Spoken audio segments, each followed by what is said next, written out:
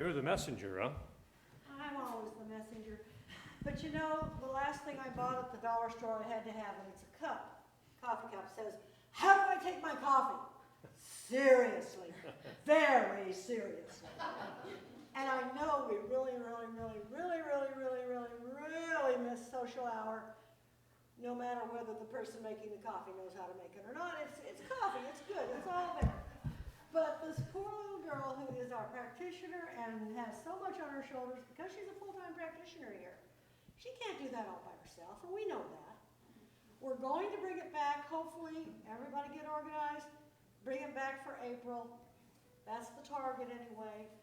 Here's a clipboard we're gonna put out. This isn't I'm gonna bring this thing on this date. I'm gonna be in the group that's gonna commit to, somebody will you put somebody of yourselves in charge. You get maybe once a month, once every 6 weeks, you'll bring something, and we're bringing back social hour, because what are we if we're not socializing, okay? All right. There's somebody that is cranky because they need a cup of coffee. So this will be out here, we'll find a pencil for it, and let's get this thing on the road. All right. Good job. Yes. That this is for people to sign up to help come in and, To help. in other words, commit to a Sunday. Yes. Come in and make coffee and put out the. Commit to being a self-formed committee, a self-identified committee. And if you don't like the word committee, just have a cup of coffee. You'll like it better.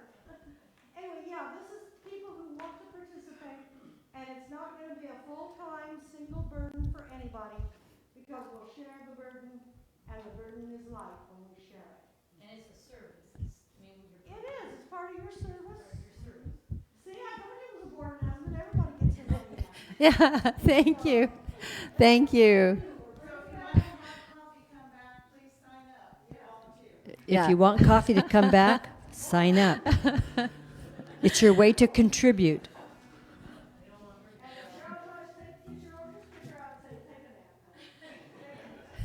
All right. So with that, let us stand. The words to our song, if you don't know them, are on this sheet of paper. Let's stand and have some joy And have some together. joy. Yeah, Yes, because we're Church.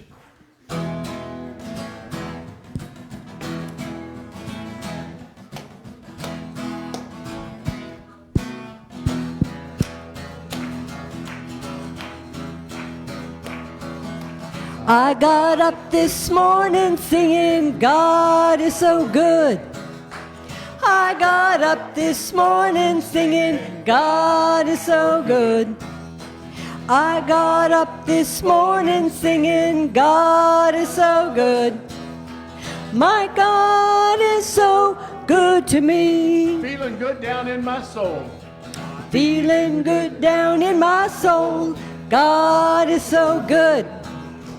Feeling good down in my soul. God is so good. Feeling good down in my soul. God is so good.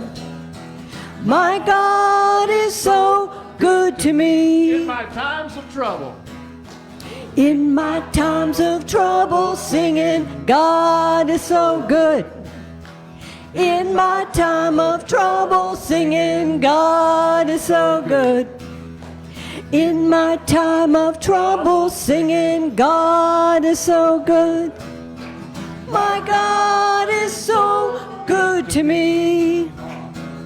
Uh-oh. In my time of triumph, singing, God is so Drop my good. pick. Oh, in my time of triumph, singing, God is so good. In my time of triumph, singing, God is so good. Who's God? My God is so good to When me. my day is over. When my day is over, singing, God is so good. When my day is over, singing, God is so good. When my day is over, singing, God is so good. My God is so good to me. Yeah. Every day, every way, God is so good. Oh yeah, every day, every way. God is so good. Oh, Every day, every way. God is so good. My God is so good to me. What Hey, happened this morning? we got up. We got up this morning singing, God is so good. We got up this morning singing, God is so good. We got up this morning singing, God is so good. Who's God? My God is so. Good. My God is so. Good. My God is so good to me.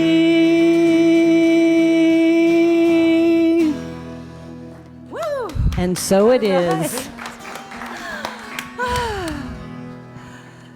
All right, are you awake and ready to just be filled with the words of truth? As our practitioner, Ruth, tonight brings us Good into that morning. place. At this time of worship, let us all get together and take a deep breath. Release it and know that you are love. Now let us close our eyes and just have a moment of meditation and invocation. I know that God is all there is, and all there is God.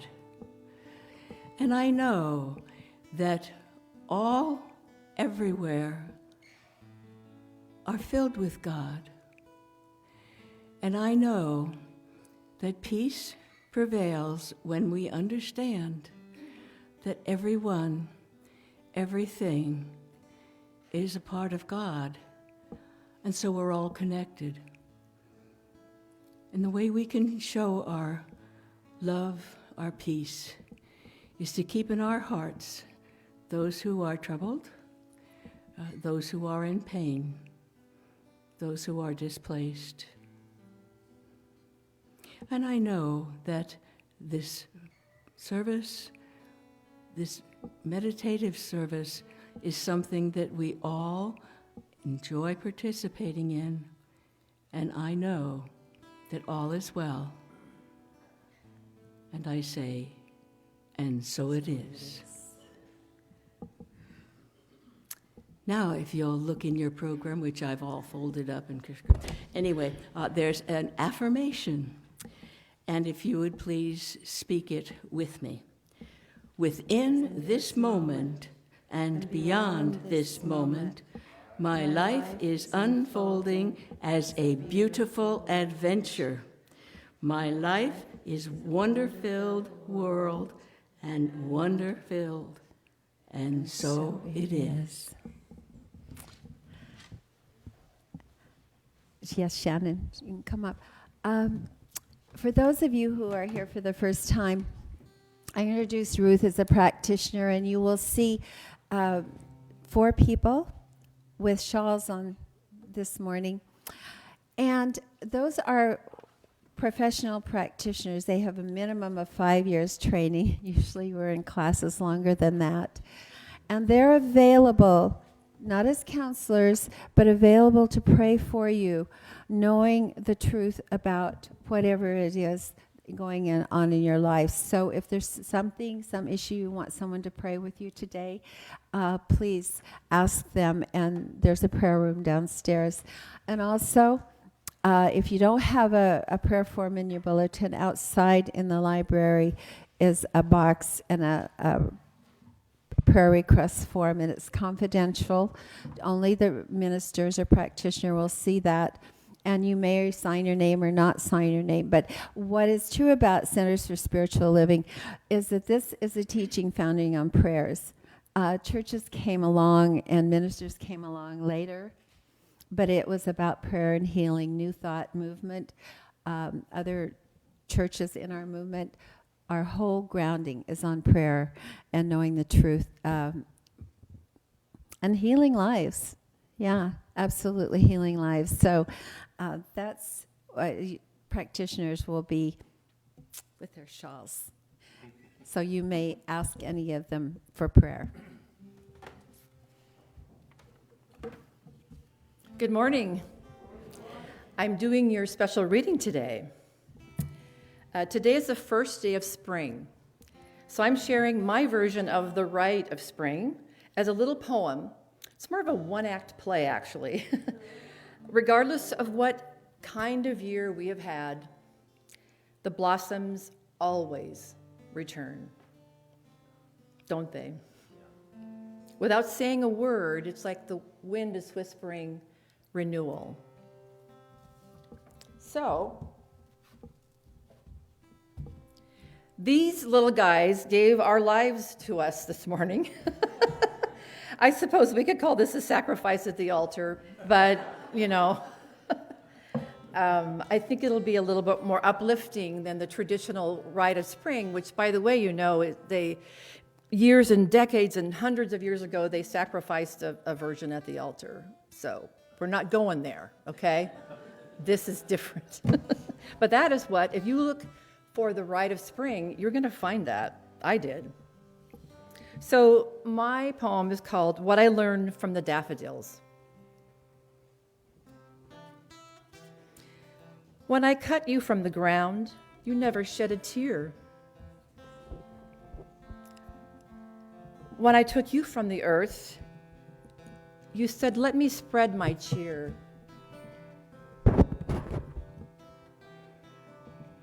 As I grabbed you from your friends, you said, I'll find some friends right here.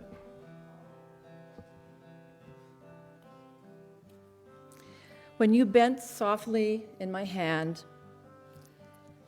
I knew your time was near. And you, the tallest yet, said, what took you so long, my dear? Now all will bloom and rest in peace, because, they told me, we'll all be back next year. Thank you.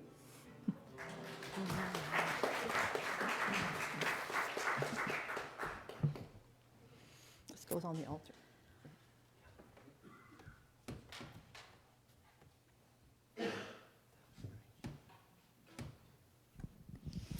Our next song is, I guess, on the other end of the spectrum from how we started. So we invite you just to kind of go inside. One of the beautiful beliefs in these principles is that however you connect with that is greater than us, greater than myself, is a name that you choose personally. And so that's beautiful, whether it's God or universe, spirit. You can choose your personal way of hearing this song in your heart.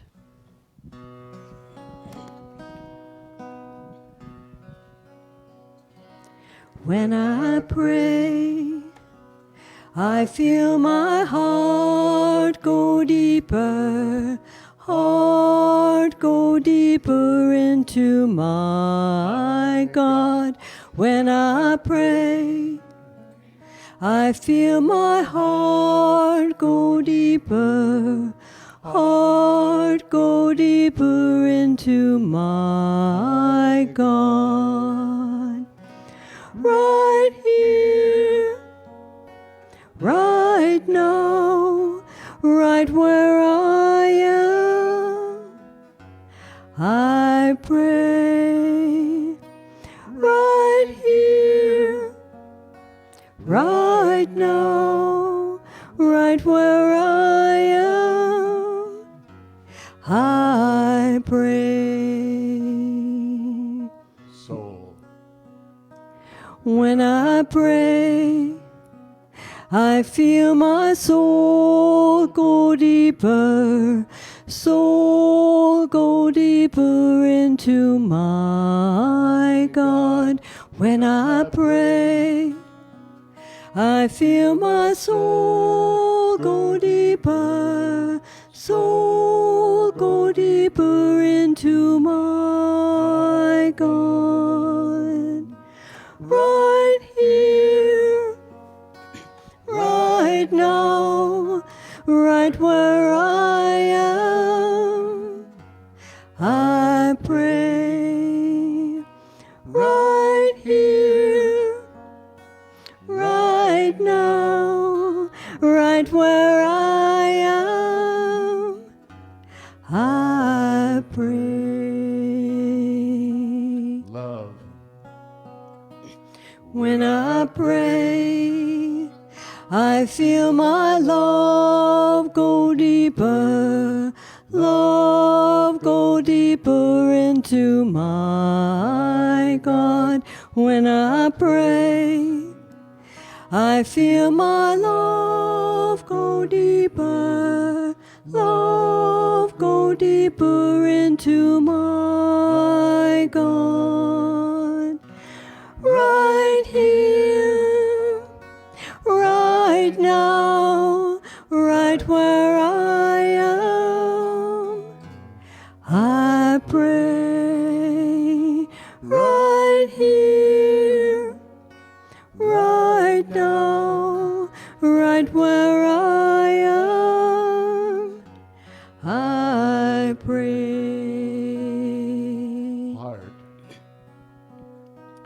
When I pray, I feel my heart go deeper, heart go deeper into my God. When I pray, I feel my heart go deeper, heart go deeper into my God. Right here, right now, right where I am. I pray right here, right now, right where I am. I pray right where I am. I pray.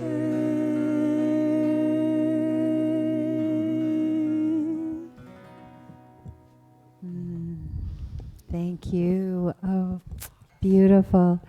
And with that, I'm just going to introduce our minister this morning, Reverend Don Kerr. And for those of you who don't know him, he is just like a big heart and such an awesome individual. And one of the things, let me just say about this center, which I say many times because I've been to a lot of places, had my own churches, and not every place has such healthy leadership. But this center does, and this is one of the things I love being able to participate here, is the absolute healthy, centered, and funny. Amen to that.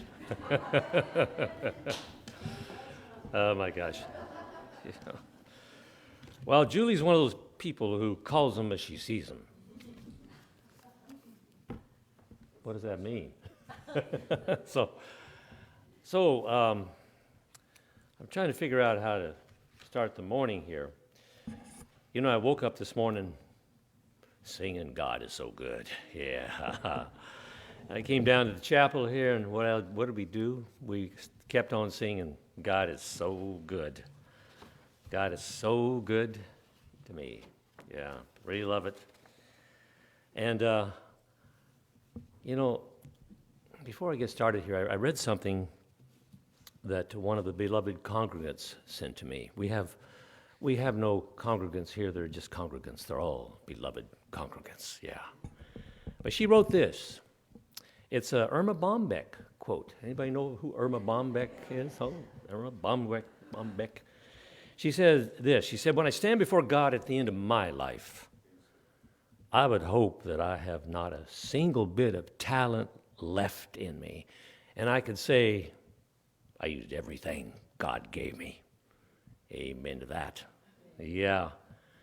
But I do want to tag in on that with another quote that share with you before we start the message of the morning. This was sent by another one of our beloved congregants. If I remember correctly, it was a Michael Beckwith quote. He is known by most of us. Michael Beckwith wrote this. He says, talk about death. Death is not the cessation of life, but death is bringing us into a new dimension. We humans, for so many reasons, we are just freaking amazing. Amen to that. I just love the New Thought expansion of these, we call them perspectives on life, and all that it contains so much for us to really use. I didn't get a chance to hear the meditation this morning. I got busy out. But I know that Cheryl brought her own way of us becoming connected this morning. Meditations always do that. Every morning, every Sunday morning, 10:30, be there. We love our meditations. And,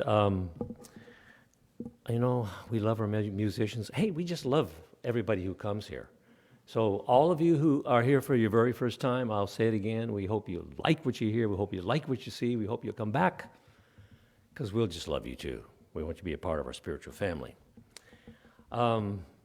Take our theme for this message this morning. It's got parts of it that's revealing the benefits and the necessities of finding joy and enjoyment in the pauses and the blessed empowerment that we bring to our days and nights as we engage in true rest and relaxation. Sounds good to me. We're asked to consider this. How many times have we fallen into the temptation to glorify busyness? And overwork. Oh, yeah. We hear this all the time. We'll ask, somebody will ask us, how you doing? How you doing? Well, I'm keeping busy. You bet your life I'm keeping busy. We even hear saying sometimes, it's kind of a glib statement, I think, when you think about it. It says that if you want to get something done, you give it to the busiest person in the room. You bet. Well, it's just as if only the person who is immersed in activity and busyness, and the busiest of all, can get the most reliable trust to do our project. That kind of is an insinuation, I think, that all others are probably slackers. Yeah. You see, that perspective of calling for constant activity and involvement, keeping the old nose to the grindstone, is what can lead to possible burnout, a breakdown. So an attitude that takes pride in saying the title of this morning's message, I read that and I thought, I don't want to say that. But it says, I'll rest when I'm dead. Until then, I'm staying busy. No laying down on the job for me. You know what it reminds me of? Of a true story. Long ago, when I was shepherding and directing salespeople for my company, I had a salesperson who was a top salesperson, always on the go, bragged about being able to operate on 4 hours sleep. No big deal for her. Stay at the top. For months after months, she was our top salesperson until she wasn't. And she suffered a real breakdown. She never came back. And I have never seen her since. I'll rest when I'm dead. She almost made that a reality for her. And maybe she did, I don't know. But you see, the theme of topic for this month is about living in everyday wonder, the whole month, broken down in these subtopics for each week. And I want to say that I think wise is the person who comes to a balanced perspective that way, to see that living in everyday wonder is really the way to go. It refreshes us. It's something that we know that works out if we do it. It works out, it helps us to see things we haven't seen before. And speaking of living in wonder, one of the great wonders of life, this life we live, is pretty sweet when it has this joy and this peace that comes when we get the real, substantial rest that we need to experience restfulness. I want to tell you about Dr. Matthew Edlin. Here's a guy. He spent a long time, most of his working life, checking out this theory about rest and sleep and so on. He was a sleep, rest, and body clock expert. That's what he identified himself as. But after years of clinical research, hundreds of consultations with patients, he discovered what he claims is that most are not sleep deprived. Most people aren't sleep deprived. No.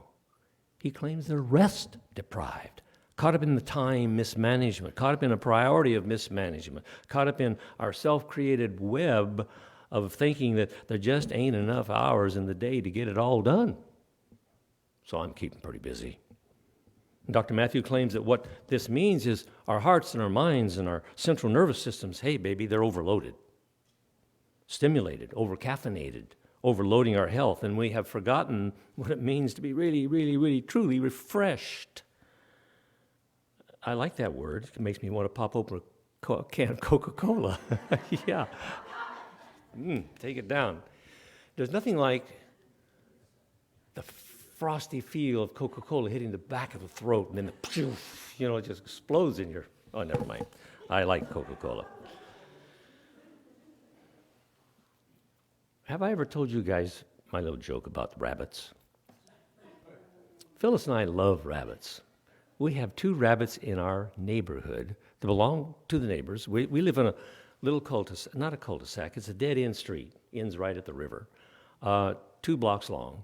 And the people on the corner up here have 2 rabbits they've had for a year. And these rabbits, they just take over the neighborhood. A little black one about so big, and then a gray one about so big. And we drive out, and we're careful, everybody's careful how they drive because of the rabbits. And there's these sweet little rabbits just nibbling away at things. And we always stop and watch them. They stop and watch us. It's as sweet as can be. But I'm going to tell this little joke again. There's a joke about a mama rabbit and a baby rabbit. And the baby rabbit's bugging mama. Where do baby rabbits come from, mama? She says, we'll talk about that. We'll talk about it. Their dad will be home and we'll talk about that. No. Tell me, Mom. You keep saying that. Where do baby rabbits come from? She says, okay. If you quit bugging me, I'll tell you where you come from. I'll tell you where you came from. You come from a magician's hat. Yeah. Oh. I love rabbits. I also love ducks. I'll tell you about ducks later. So, our science of mind approach to living a successful life is to act within our belief that the divine has indwelled right within us, with our nature. It's our nature. More wisdom than it has for craving activity.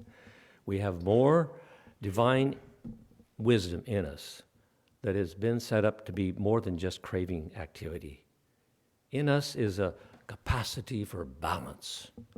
Balance, it overflows with just where we get the joy and all of that gift of free will that we can use to find the happiness in life. You see, actually, to live in enjoyment of our activities, not our busyness. There's a difference in living in the activities and busyness. You see, usually activities are chosen to do. We choose an activity using our power of choice. Busyness is a great deceiver. It's a fooler. You know, it's an addiction at times to busyness. It can be really deceiving. We can get pulled in by the illusion that the more busy we get, the more enjoyment we're going to get. And that ain't necessarily so.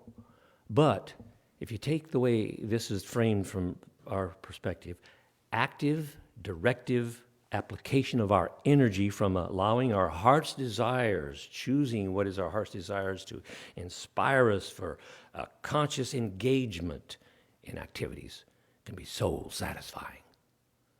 Now, I'm not going to repeat all that, but I'm sure you got it. Actively, consciously choosing. Now, let me tell you something, though. You do know this, don't you, that satisfaction really comes out of restfulness. When we are rested and refreshed, we are satisfied. That's why Coca-Cola satisfies. Yeah. Now, last week we had a Linda Finley, Reverend Linda Finley from Eugene speaking, and whoa, she gave us a good combination talk here. She spoke to that word enjoyment with the emphasis on the E-N, the E-N, the N for the enjoy, which stands for bringing us to or drawing to us the joy that is natural to the movement of spirit, we like to call God, or the source, which we like to call God, flowing through life. The divine can find residency within us when we look out upon the world with our divine sight and that resides in us. We're using refreshed energy, which is never runs out.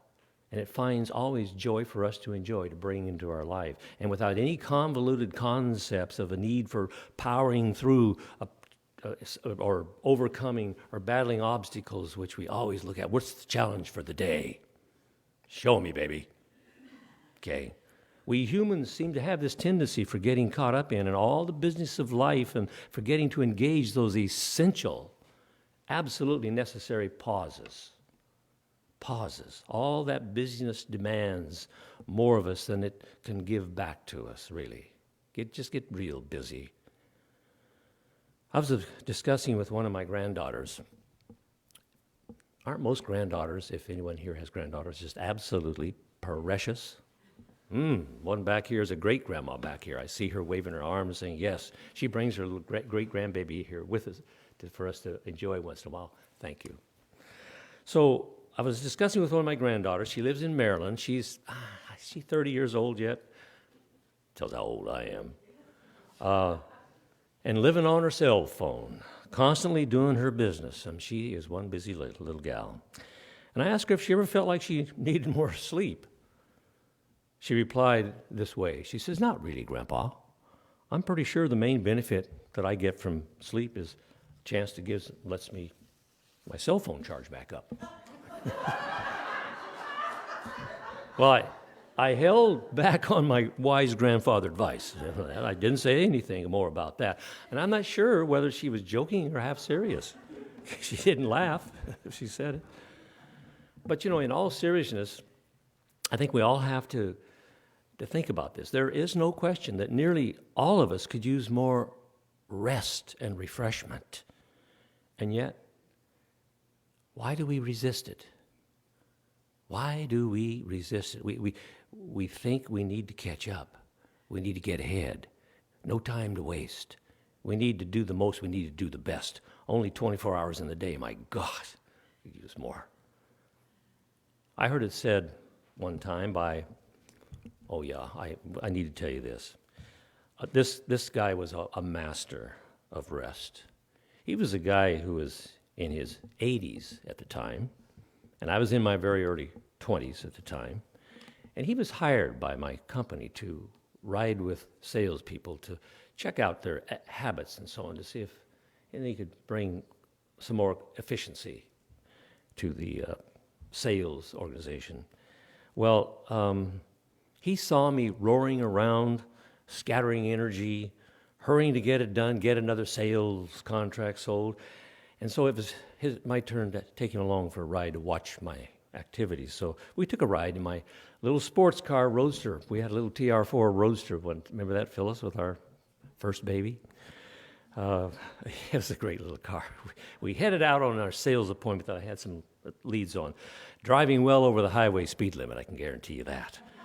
And I love the downshift, 5 speeds. You can just downshift around there, and you can hear that motor hum. You know how the motor sounds when you're really downshifting or upshifting. The wheels would squeal. This told me if the tires squealed, I could slow down.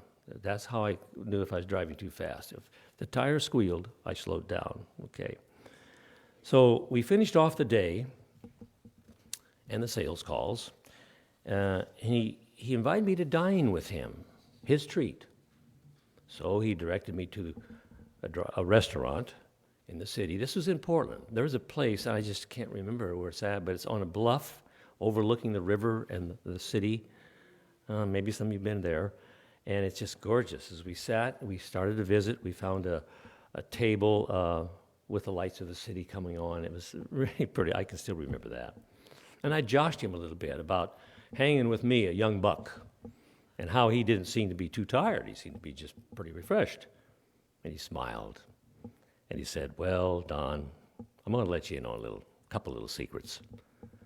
I used to say when I was young, he says, I'm about your age, I used to say that I liked old men, and I hope to live long enough to be one someday.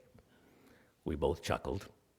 You see, I don't think it's an accident that I'm sit here with you at my age today and expecting more years to come. He said, he piqued my curiosity. So I said, well, what's this secret you wanted to let me in on? And he answered, well, it's really not a secret.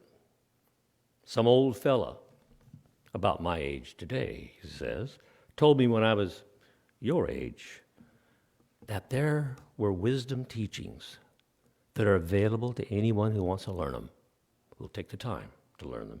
And if practiced, they would seem to be like medical marvels for long life and for happy living. It sounded a little to me. I just listened. But I'll give you just a couple of these practices that they can lead you to what we call the rest of them. Remember when you were making your first sales call and I sat in the car, you said you're going to be gone about a half an hour. Remember that? Right after lunch? I said, yeah. He says, I took a nap. Every day I find a way to take an afternoon nap. Not too long, and I can set my mind to awaken at any time I want. You said you're going to be gone about a half an hour, remember? Yeah, okay. So when you came back to the car, I was out reading and refreshed, ready to go. You never knew I had a nap, did you? No, I didn't. Okay, he says, number one, take a nap. Rest and refresh. Not too long. So I asked him, what's the other practice? Well, here's something you don't want to miss a day if you start this. Don't miss a day. Don't ever forget to meditate. Meditate. I wrinkled my nose. Meditating, isn't that kind of some woo-woo stuff in those days? It was kind of woo-woo, where you sit and let your mind go blank. And don't you have to be a Buddhist or something to do it? And he smiled and he says, well, I've done it every day for over 60 years. And someone taught me a few techniques that I can teach you, but only if you want. Now, did you think I took him up on his invitation? I think I'm going to have a birthday here coming up in, this Wednesday or so. And I think many of you know my human chronological age. If you don't, I'm in my 8th decade, moving along. I'm trying to catch up to Gail Preem in her 9th decade, heading for 100, trying to catch up Ruth. Yeah. Hallelujah. But there's something about this that I want to put to rest here. I had to learn something very important in my early years. It's because I was always in sales. I started my own company and everything else. I had to learn that there was something called the cult of the hustle. The cult of the hustle doesn't leave much time for meditation, let alone for rest. The cult of the hustle has us rushing around trying to counter our belief in lack. Think about that. Why are we in such a hurry? Why are we so doggone busy? A belief in lack. So we should ask ourselves, what do I lack? Is it money? Is it ego for praises and attention? What is it? And I spent a couple of years really honing that down. And I'm running out of time, so I'm not going to go into a whole thing here. But I was introduced to what I like to describe as the deeper sciences of living by other wise people. Yes, the world is full of wise people. The law of attraction will bring them to you. I call them kindred spirits that the law of attraction has brought to me. They had some years tucked up under their arms, and the hunger to know real peace and rest in the truth. That spiritual practice, such as meditation, has become a part of my daily life, along with a nap. Shannon Preem, our reader this morning, is the granddaughter of the first founding librarian, Fern Crozier. We have a wonderful metaphysical library out here. Remarkably. There was a remarkably capable metaphysical librarian who helped me find timely and appropriate reading material from these centers. Back in my younger days of this center, her name was Fern Crozier. That's Gail Preem's mama. Was great, still is, of course. So back in my younger days, you see, at one time this Woodland Chapel Library was the most valuable metaphysical library on the West Coast. It still is pretty amazing, like I said earlier. And of course, you know I'm not going to kid you on this. If you immerse, or I immerse, we immerse ourselves in what is taught with the principles that you can find here at religious science, or the science of mind, as we sometimes call it, you're going to realize that there is always more than enough. More than enough. We begin to realize that there's always that, a mighty realization. It's a mighty truth. It's a defining truth, really. It defines who we can become. And there's never been a famine in the universe. We've heard that. I've said it, and I think you probably have said it if you've done any studies in religious science here. Never been a famine in the universe. So if the idea of there's not enough to go around, I cannot rest until I get my share, and maybe more, if that's the idea, then that's the first false idea that you got to put to rest.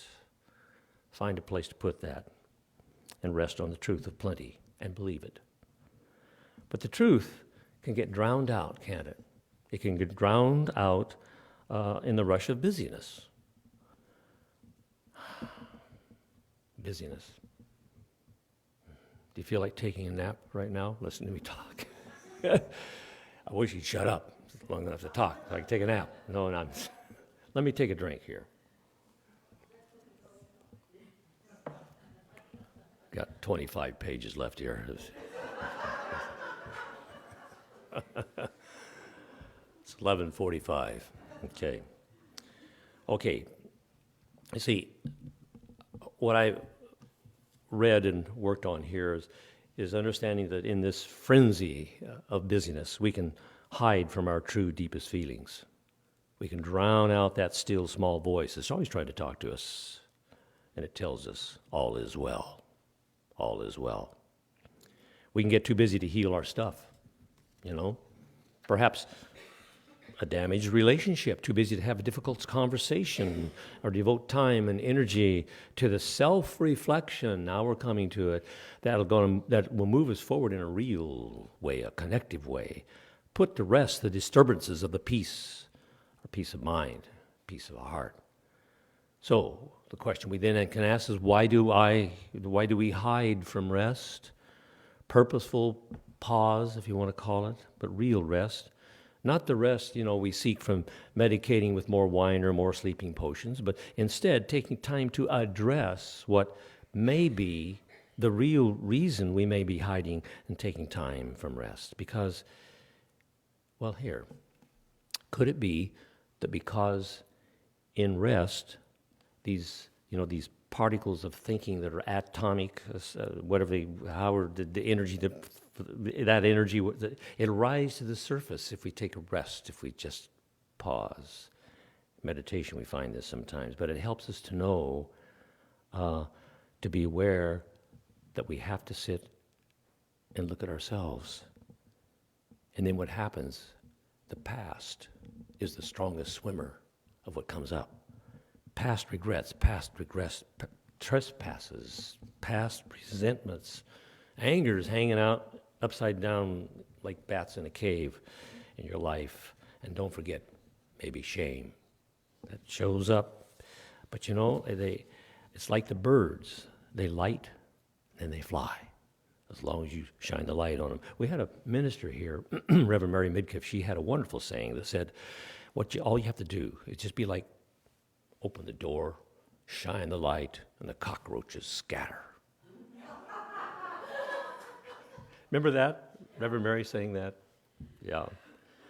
But they all seem to like weaseling in on our quiet time, our meditation time.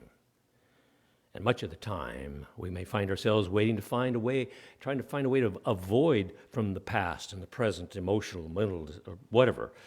And so we might fear that if we stop and push the pause button on our busyness, the old feelings that have been chasing us can cause us to want to curl in on ourselves and curl up out and hide from the world.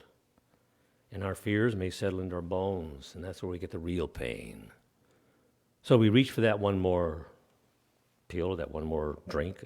Instead of real rest, we seek in our pause from seeking comfort. We step back into distraction. Yeah, we continue our avoidance. So what happens, this only keeps us with the illusion of thinking that we can outrun all this stuff. Keep busy. Get in gear, baby. Get in gear again. Give me something to do. But if we do stop and look into ourselves, if we do stop and look into ourselves, it's okay. As Reverend Mary said, if we open up a door, open up the closet, pull back the drapes from the window and let the light come in to bathe the darkness and see what needs to be seen.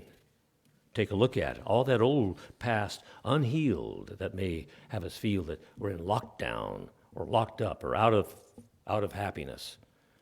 One of my daughters said to me once, she was talking about watching her good friend on Facebook virtually just shift gears and change her personality as if she was locking herself away in her own private jail of punishment after she had lost a baby. Sudden infant syndrome. She's blaming herself. But the young woman closed the door on her friends, stopped meeting for those visits and the coffee time. Her excuse was too darn busy, always busy. She applied for 3 jobs, 3 different part-time jobs, morning and night shifts, and then ran 10 miles a day, every day.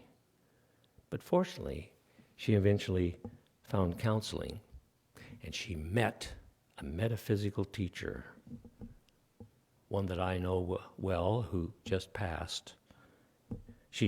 This teacher showed her a way how to get a get out of jail free card. He used. Have you ever seen the Monopoly game where there's a little card, get out of jail free? Yeah, use that card. He taught her that there's a metaphor around that on how to see with divine sight. When you go to the Spirit or go to God or go to whatever you want to call this, that is the power or the source, he says, in order to get out of this jail free card, first you got to stop and courageously look within. Courageously. Looking in takes courage, it does. But we all have this child within us that has never been taken away by the world. No. It's our self, real self, true self, our eternal child self, our soul self that allows and trusts its divine place in the human experience to always have meaning and purpose and God's intention for its highest and greatest good, no matter what happens in the outer world. And finding what is called a forgiveness button. Now, no matter how far down any dark alley we've gone, and I'm not going to start talking about forgiveness here. It's not a deep discussion on that. But no matter what we've done, whether it be, it doesn't matter. Just as we are making our way as a child makes its way, learning how to live and love in life, no matter what happens, the only forgiveness that we need to be concerned about is our self-forgiveness. Now, I've got to share something with you that this part of this, and then I'll just kind of wind us down here. I used to be in what do you call it? You write letters and people write you back. It's like a pen pal or something, where this person shared with me something that shifted my gears about spiritual understandings. He one time said this, and I've looked through his old letters, and I'll read some of this stuff.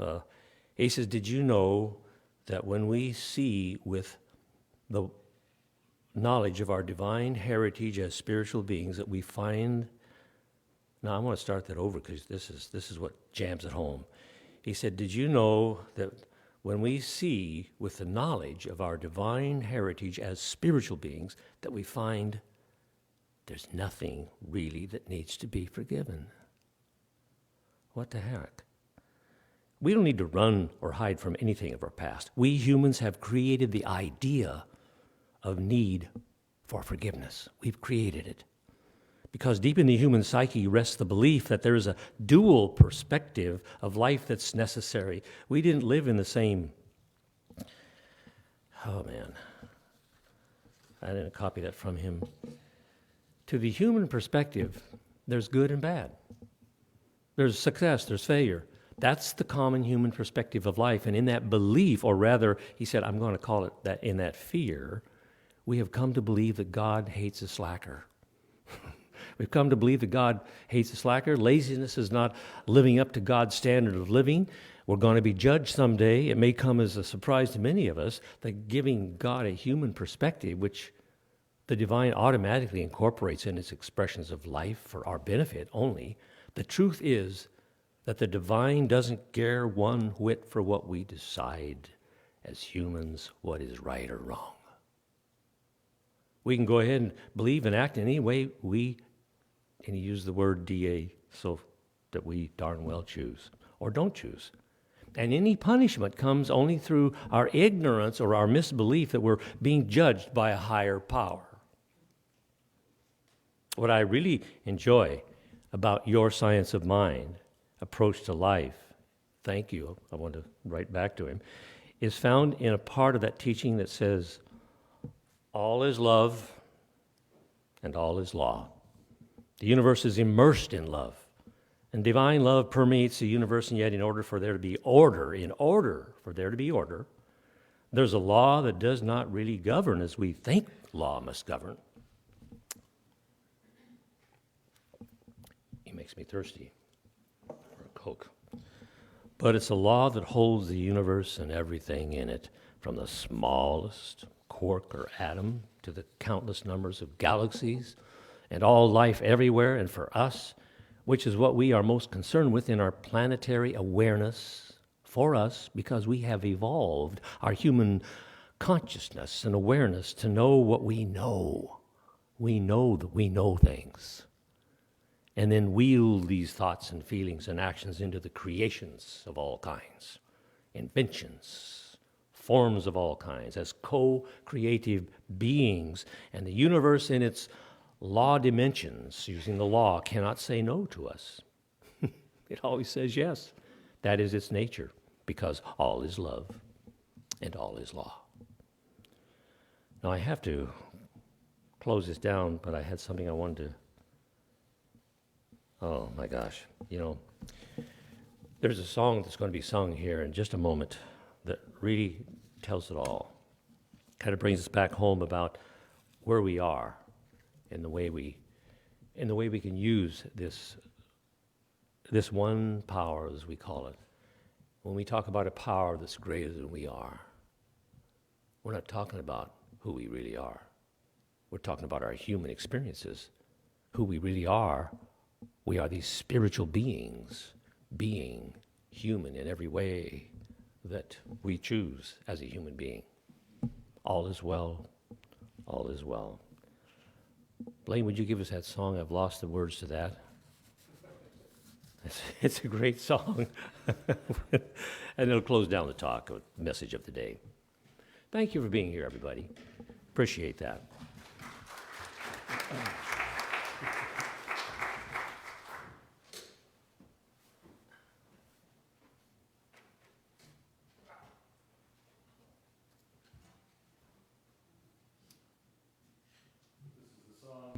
That I wrote back when I first was getting involved in this New Thought science of mind. And boy, when I got started, I wanted to do everything. I wanted to be the next Buddha.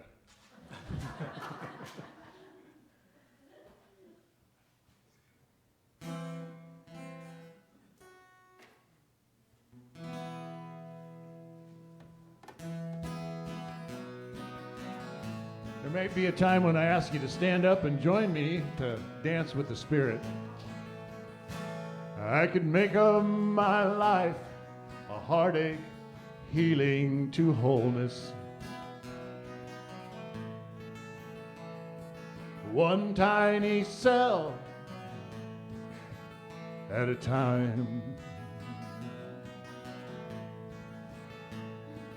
Healing old wounds and purging pain and fear. And of course, the masks. Yeah, masks. We don't got them anymore. Don't forget the masks. So slow to come to wholeness. So much growth to be won.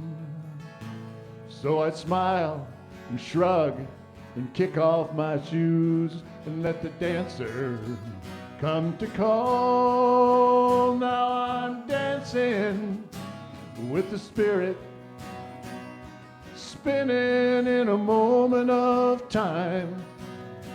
Yes, I'm dancing with the Spirit. God is joy, and joy is mine. Joy is mine. I could make of my life a manger and let a baby Jesus be born. Let spirit grow and innocence reign, where light and power and miracles dwell, where love and I see all humanity is one, and we all share the earth. Don't forget Mother Earth. And when my Pharisees come and ask me, who do I think I am? Well, I'd smile and shrug and give them a hug and let the dancer come to call. Now I'm dancing with the Spirit, spinning in a moment of time. Yes, I'm dancing with the Spirit. God is joy, and joy is mine. Joy is mine. I could think of myself as used. I could let other people tell me I'm wrong. But I believe we're perfect spirit. We've just taken human form. Let's get up and dancing with the Spirit. Sing it. Spinning in a moment of time. Yes, I'm dancing with the Spirit. God is joy, and joy is mine. Yes, I'm dancing with the Spirit, spinning in a moment of time. Yes, I'm dancing with the Spirit. God is joy. Program, right? Okay. God is love. And God is mine all the time.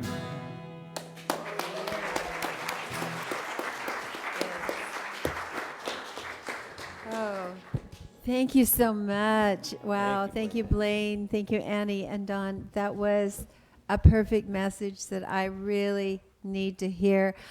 I'm going to tell you guys something I probably shouldn't, because you're always going to come back on me.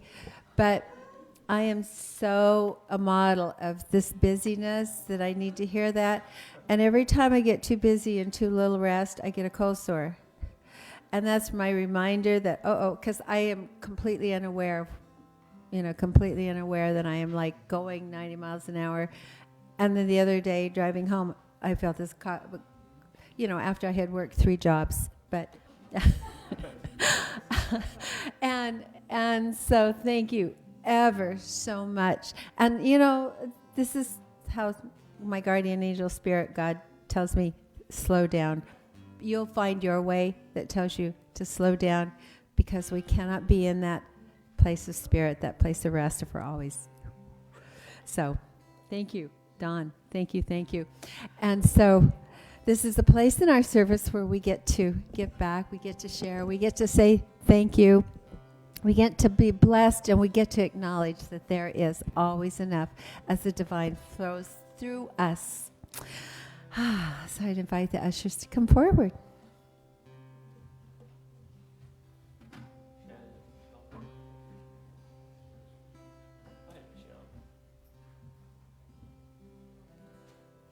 I am so blessed. I am so blessed.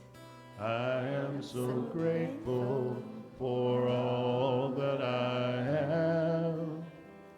I am so blessed. I am so blessed. I am so grateful. I am so blessed. I am so blessed. I am so blessed. I am so grateful for all that I have. I am so blessed. I am so blessed. I am so grateful. I am so blessed.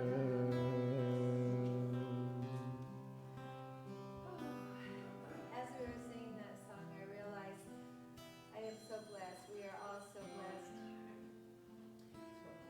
And here is the deal. As we speak about oneness, as we speak about God, permeating the universe with love, and as we are part of that, those spirit of love is within each one of us. I was reminded of scripture that said, paraphrasing, whatever does a child ask for bread, does the father give him a stone? And when I know that even without asking, the God, the spirit, the soul, however we perceive it and conceive it, is always there right now for us, reminding us, guiding us, showing us, and flowing through us. And as these gifts come this morning, when I know that this is part of that divine flow, but I can't outgive God. And in this giving, we are part of something larger. It's a symbol. Money's a symbol. It is part of something larger. And I accept these gifts in the spirit of love and gratitude and generosity for which they are giving. And so it is. And let us say together our offering affirmation. Divine love, as me, blesses and multiplies all that I am, all that I have, and all that I circulate. And so it is. And so let us stand together and say our prayer of protection that we've got churches around the globe, very many denominations, and we've got churches stay together, and we affirm together as a global people